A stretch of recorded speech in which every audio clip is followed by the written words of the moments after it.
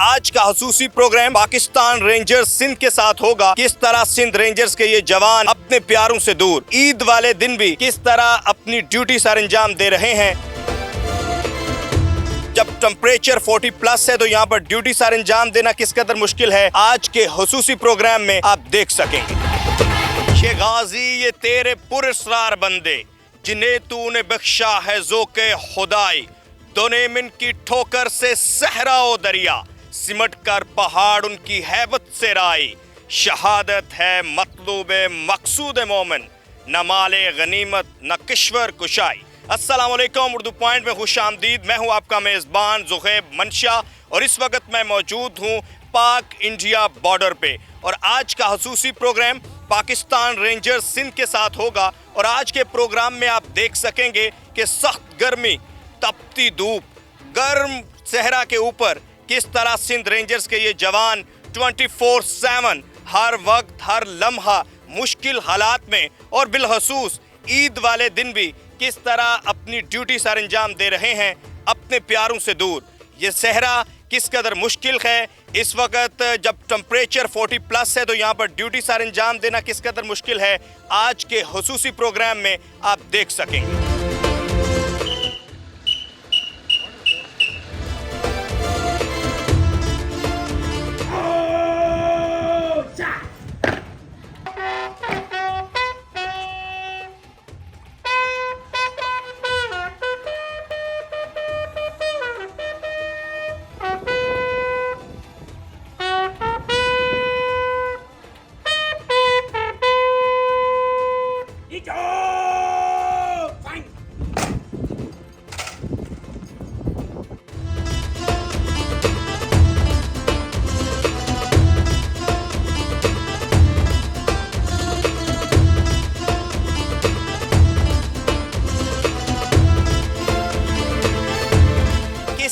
Sindh rangers के ये जवान अपनों से दूर, अपने प्यारों से दूर, जहां ये अपनी ड्यूटी सर अंजाम दे रहे हैं, वहीं पर ये ईद उल अज़हा किस तरह जोशो जज्बे के साथ मना रहे हैं। हमारे साथ मौजूद हैं विंग कमांडर एजाज साहब। और एजाज साहब का जज्बा देखकर सर हम सल्यूट इसलिए पेश करेंगे कि हम बॉर्डर पर आए और हम जब कराची से यहाँ आए तो हमारे सुबह ही हमें पसीना आ गया, लेकिन इन जवानों का जज्बा जो है इस तरह खड़े होना और फिर अपनी ड्यूटी सर अंजाम देना, तो बताइएगा कि ईद वाला दिन किस तरह मुख्तलिफ होता है नॉर्मल दिनों से।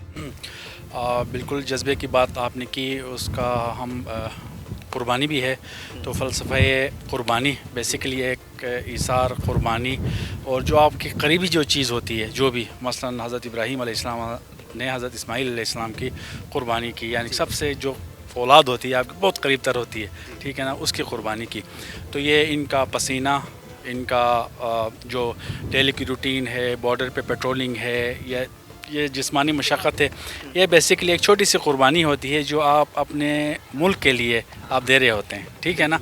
और अल्लाह ताला इसका अजर जो है ना फिर जवानों को उनके ईमान में, उनके हौसले में, उनके जो जितने भी दुश्मन के सामने खड़े रहना, ठीक है ना, वो उसमें फिर इनको अता करता है अल्लाह ताला जो है ना। बिल्कुल ऐसी आज क्या क्या एक्टिविटीज़ होंगी ईद वाले दिन?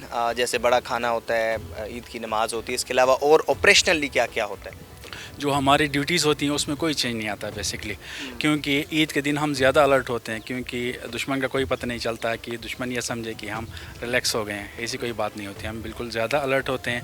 उसके अलावा beside all the duties at border हम सुबह नमाज ईद हम साथ अदा करते हैं, बड़ा खाना, फिर जवानों के साथ जाके मिलते हैं, उनमें मिठाइयाँ तकसीम करते हैं, उनके साथ टाइम गुजारते हैं और उनको अपनों से दूर होने का एहसास नहीं दिलाते हैं। और हम ये हमेशा ये हम ख़ुद भी हमारे लिए ये हमारा एक पेट SOP है कि हम बेसिकली जो यूनिट होती है या विंग होती है उसको अपना घर समझते हैं। बिल्कुल ऐसे ही है। चलें sir, thank you very much. अभी सुबह का आगाज़ हो गया है, नमाज अदा होगी, उसके बाद बड़ा खाना होगा और उसके साथ साथ जो ड्यूटी है वो ईद का दिन हो या कोई आम दिन हो, कोई भी दिन हो, जो ड्यूटी है वो उसी तरह अपनी तरह परफॉर्म करनी होती है। लेकिन यही जज्बा है जवानों का कि जो 365 24/7 हर वक्त ये जज्बा बरकरार रहता है और इसीलिए जो मुल्क व कौम है वो इसी तरह तरक्की करते, इसी तरह ग्रो करते हैं। चलिए हमारे साथ।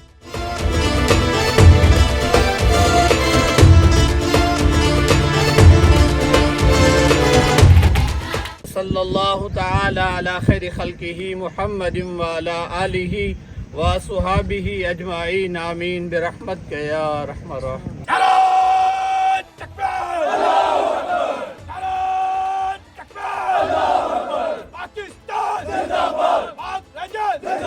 नमाज ईद और कुर्बानी के बाद विंग कमांडर जवानों के साथ खाना खाएंगे और अभी खाना लग चुका है, सज चुका है। ईद के मौके पर इस तरह जवानों के साथ खाना खाना क्या मामूल है या इससे हटकर भी आप जवानों के साथ इसी तरह खाना खाते रहते हैं? बहुत मेहरबानी, शुक्रिया, आप लोगों को बहुत बहुत ईद मुबारक हो। और एग्जैक्टली इसी तरह ये हमारा एक बेसिक टीचिंग है जिसमें नो योर मैन, आप हर जवान के बारे में आपको इल्म होना चाहिए बेसिकली। और दूसरी बात यह है कि जितने भी अहम मौक़े होते हैं जिसमें हमारी ईदें हैं, उसके बाद 14 अगस्त 23 मार्च अहम मौक़े पे हम बड़ा खाना रखते हैं जिसमें हम अपने जवानों के साथ बैठ के उनके साथ खुशी मनाते हैं और खाने का अहतमाम करते हैं, जिसमें विंग कमांडर से लेके एक हमारा जो जूनियर मोस्ट सिपाही होता है, तमाम साथ मिल के खाना खाते हैं। ये एक ट्रेडिशन है हमारी। अच्छा, जैसे घर में हम होते हैं, अपनों के साथ होते हैं, तो उसी तरह कोशिश की जाती है कि यहाँ पर भी जवान रहते हैं उन्हें फ़ील ना हो कि वो घर वालों से दूर हैं।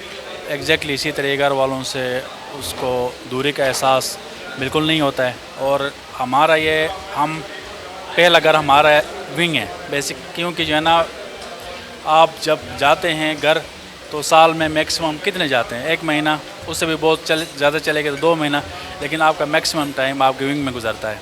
साल के 10 महीने अगर आपके एक जगह पे गुजरते हैं तो बेसिकली वो घर हो गया। तो ये हमारा घर है बेसिकली। खाने में क्या क्या है?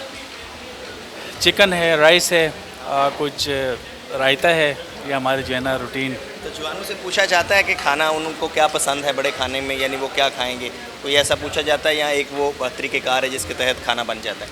बिल्कुल इसी तरह जवानों से पूछा जाता है और जनरली एक ट्रेंड भी पाया जाता है ना। मसलन हमारे लोग हैं, उनको क्या चीज़ ज़्यादा पसंद है, चिकन, बिरयानी, सैलड हो गया, ये सारी चीज़ें जो भी अहम और पसंदीदा चीज़ें होती हैं, कोशिश की जाती है उनसे जो है ना दस्तरखान को सजाया जा सके। जवानों से बात करते हैं और जवान आज ईद के रोज़ खाना खा रहे हैं, सब खाने में मसरूफ़ हैं। अस्सलाम वालेकुम। वालेकुम सलाम भाई, क्या हाल है? ठीक हो? बेहतरीन। कहाँ से हैं आप? सर मैं ज़िला मियाँ वाली तहसील ईसा खेल से हूँ। मियाँ वाली से हैं। जी सर। आज तो काफ़ी ज़्यादा गर्मी है, आपको पसीना भी आया हुआ है, आप खाना भी खा रहे हैं और ईद का रोज़ है और अपनों से दूर हैं। बस सर ईदें तो तकरीबन 12 साल हो गए मुझे भर्ती हुए है।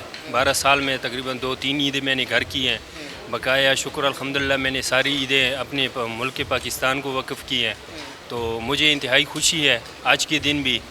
और यानी कि कोई टेंशन नहीं है। अभी हम इस महकमे के साथ और यहाँ पाकिस्तान रेंजर सेना के साथ अपनी घर जैसा फ़ील करते हैं, कोई हमें परेशानी नहीं होती। शादीशुदा हैं? जी सर, शादीशुदा हूँ। घर वाले तो कहते होंगे कि आएँ घर आके ईद करें। घर वाले तो फिर लाजमी सर बात है, पूछते हैं कब आना है, नहीं आना। तो शुक्र अल्हम्दुलिल्लाह क्या कहते हैं आप उन्हें? बस तसल्ली देते हैं कि आएंगे इंशाल्लाह बेटा आएंगे। बच्चे जो हैं उनको तसल्ली देते हैं कि आएंगे।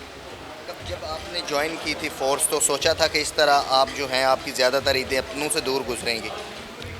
जी सर, बेसिकली हमारी तकरीबन फैमिली आर्मी फोर्स में भी है और आर्मी में भी है, रेंजर्स में भी है, तो हालात का पहले से ही पता था और शुक्र अल्हम्दुलिल्लाह जज्बे से आए हैं। बारिक, कहाँ से हैं आप? जी मैं बलूचिस्तान से हूँ, नसीराबाद से। कहाँ से? बलूचिस्तान नसीराबाद से। अच्छा जी जी। ईद का दिन है, बहुत गर्मी है, कैसे ईद सेलिब्रेट कर रहे हैं अपनों से दूर? माशाल्लाह बहुत ही अच्छा, खूबसूरत, माशाल्लाह बेहतरीन तरीका, बेहतरीन। अपने याद नहीं आ रहे फैमिली घर वाले? नहीं बहुत ही नहीं आ रहे, मिस नहीं कर रहे। पिछली ईद घर किया था, ये ईद यहाँ पर होनी चाहिए क्योंकि हमारे दोस्त है पहले वाले, वो भी ईद घर पर करें, तो इसलिए बहुत मज़ा आ रहा है। यहाँ पर पहली दफ़ा ईद कर रहे हैं, बहुत मज़ा आ रहा है, इन्जॉयमेंट है, बहुत बेहतरीन इन्जॉयमेंट है।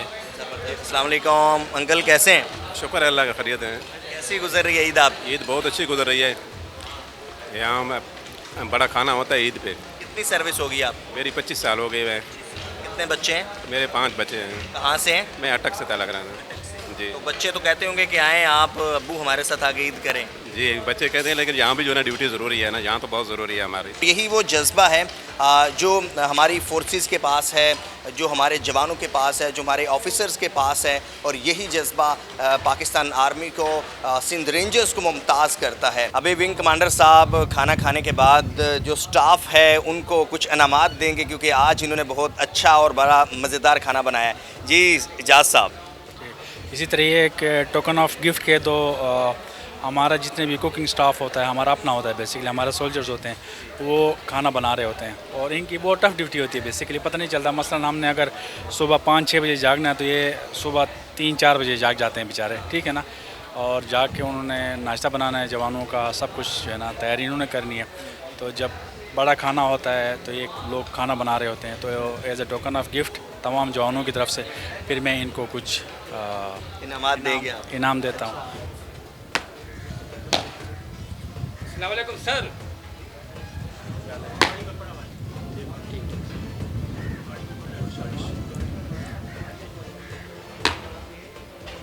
सर।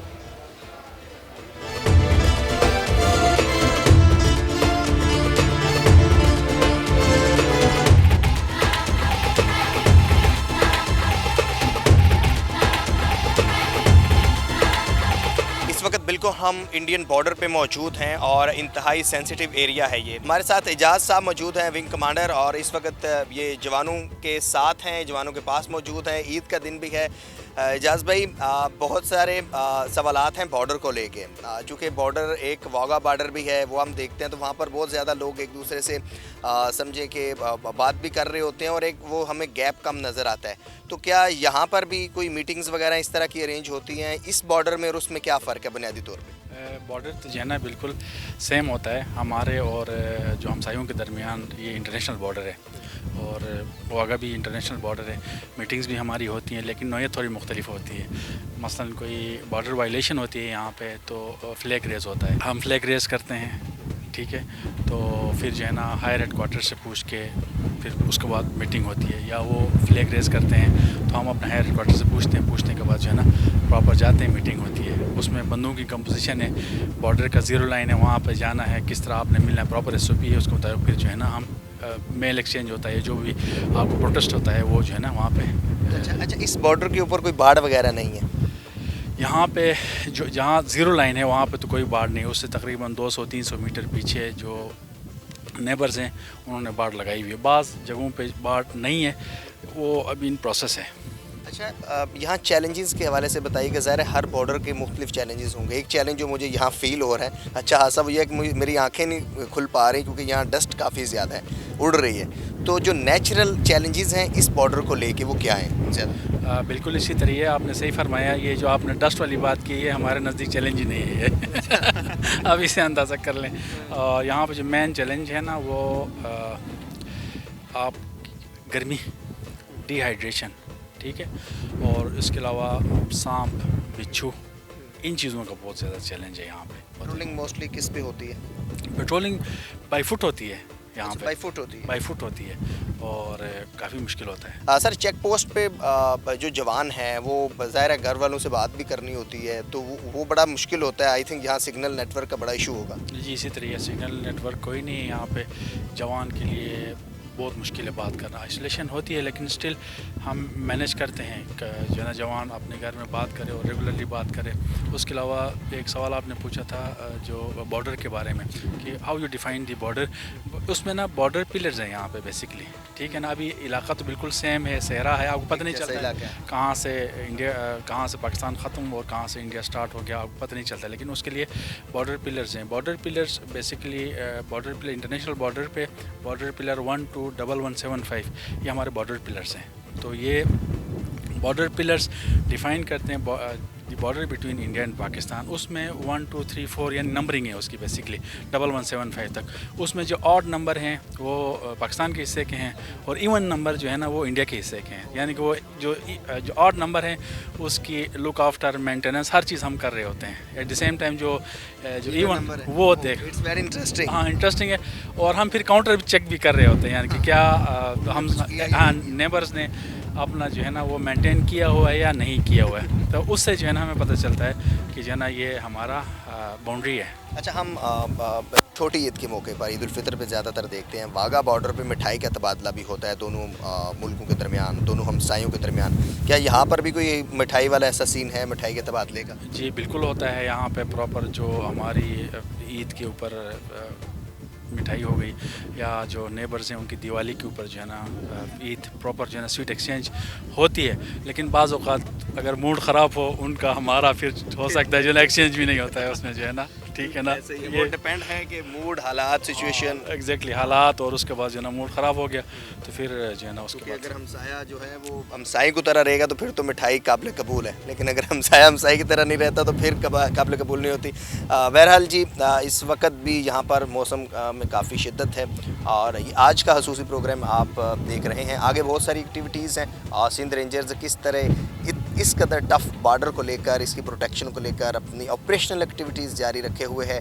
ईद वाले दिन भी ये आपके आज के प्रोग्राम में देख सकते हैं। दिन भर की हेक्टिक रूटीन के बाद सहरा से होते हुए, बॉर्डर साइड से होते हुए अभी हम एक और चेक पोस्ट पे आ गए हैं। ये भी बॉर्डर है बट ये सी के ऊपर बिल्कुल चेक पोस्ट है, यानी समुंदर के ऊपर है और यहाँ पर बोट्स, शिप्स एंड हावरक्राफ्ट हैं। आसिम साहब मौजूद हैं और इनसे जानते हैं कि ये जो चेक पोस्ट है इसकी क्या इंपॉर्टेंस है। अच्छा आसिम भाई, बताइएगा कि रेंजर्स के हवाले से हमने यही सुना है कि रेंजर जो है वो तो रोड के ऊपर होती है, लैंड के ऊपर होती है, तो ये जो चेक पोस्ट है ये तो बिल्कुल साहिल के ऊपर है, समुंदर के ऊपर है। बिस्मिल्लाहिर्रहमानिर्रहीम। जिस चेक पोस्ट पे आप आए हुए हैं यहाँ से आगे आपको नज़र आ रहा होगा कि समुंदर का एरिया स्टार्ट हो जाता है। तो ये बेसिकली सरक्रीक का एरिया है और यहाँ पे स्लश भी है, कई जगहों पे मड है, कई जगह पे डिफरेंट चैनल्स बने हुए हैं और जब हाई वाटर होता है तो यहाँ ये कम्प्लीटली पानी से कवर्ड होता है और आपको फील होता है कि जैसे आप ओपन सी में खड़े हैं। और जब वो सी का फिनोमेना है, जब पानी कम हो जाएगा तो आप इस तरह ग्राउंड में आ जाएंगे और चैनल्स के अंदर चले जाएंगे। तो जो हमारा इंटरनेशनल बॉर्डर सरक्रीक के एरिया में यहाँ तक लगता है तो तकरीबन ये 45 किलोमीटर्स का एरिया ऐसा बनता है कि जो पानी के साथ टच है। तो उस एरिया को मॉनिटर करने के लिए बेसिकली ये डिफरेंट पोस्ट बनी हुई हैं जो मेरीन विंग के नाम से जानी जाती हैं और इनका प्राइम ऑब्जेक्टिव भी यही है कि क्योंकि इंटरनेशनल बॉर्डर है, कोई इलीगल किस्म की हरकत ना हो वहाँ पे, कहीं पे बॉर्डर क्रॉसिंग ना हो, उनको रोकने के लिए, मॉनिटर करने के लिए, फिर जितने भी फ़िशरमैन जाते हैं फ़िशिंग के लिए उनको मॉनिटर करने के लिए और उन पे चेक एंड बैलेंस रखने के लिए ये पोस्ट इस्टेब्लिश की गई है। अच्छा, यहाँ पर ये क्या है, हावरक्राफ्ट है जो हमें नजर आ रहा है? ये बेसिकली जो आप देख रहे हैं ये एयर बोट है। अच्छा, इसका आप बॉटम देखें और इस पे लेदर लगी हुई है। तो ये बेसिकली बना हुआ है कि जब आप वाटर में, जहाँ पे पानी जब कम हो जाए, एकदम से स्लश आ जाए फ़ौरन से, तो ये स्लश के ऊपर भी स्केट कर लेती है। तो ये स्लश के ऊपर भी फंक्शनल रहती है, इस वजह से एयर बोट्स यहाँ पे यूज़ की जाती हैं ताकि आप कहीं स्टक ना हो सकें। अच्छा, एयरपोर्ट मीन कि ये जहाँ पानी की सतह कम हो ये वहाँ पर भी चल सकती है? ये वहाँ पे चल सकती है और आप इसके फैंस देख रहे हैं बड़े बड़े इसकी बैक साइड पे लगे हुए हैं। तो ये एयर प्रेशर की वजह से, इसका कोई नीचे इंजन नहीं है जिस तरह नॉर्मली बोट्स का होता है। तो ये एयर प्रेशर पे चलती है और इसको पुश किया जाता है प्रेशर के ज़रिए और ये स्किड करती है मड के ऊपर। अच्छा, बिल्कुल ज़बरदस्त। अच्छा, यहाँ पर भी इस जगह पर भी पेट्रोलिंग जो है वो रूटीन के मुताबिक होती रहती है? बिल्कुल ऐसे ही है। इस जगह पे तो इतना इशू नहीं है। यहाँ से आगे चले जाते हैं बॉर्डर के करीब, उन एरियाज़ को मॉनिटर किया जाता है और सर्वेलेंस की जाती है और यहीं से जाते हैं आगे। यहाँ इस चेक पोस्ट पे बिलखुसूस सी को लेके चैलेंजेस किस किस्म के होते हैं, बिलखुसूस इस चेक पोस्ट की अगर बात करें? चैलेंजेस आप तो ख़ुद समझ सकते हैं माशाल्लाह कि जब इंसान समुंदर के किनारे पे रह रहा हो और वहाँ का टेम्परेचर भी आपको पता है, ह्यूमिडिटी और सब चीज़ें, तो यहाँ पे हेल्थ हैज़र्ड्स काफ़ी ज़्यादा हैं। तो हम लोग कोशिश करते हैं कि अपने जवानों को एंटरटेन करें, उनका ख्याल रखें, उनको रिलैक्स रखें। तो उनको डिफरेंट फूड और मेडिसिन स्पेशली जो इस एरिया के लिए फिजिबल हैं वो उनको प्रोवाइड की जाती हैं। ये थे सिंध रेंजर्स के जवान जो अपने प्यारों से दूर जहां ईद सेलिब्रेट कर रहे हैं, वहीं पे 24/7 रात के तकरीबन 12 बज चुके हैं, लेकिन ये अभी भी अपनी ड्यूटी पर मामूर हैं। अपने मेज़बान ज़ोहे मंचा को इजाज़त दीजिए। अल्लाह हाफिज़।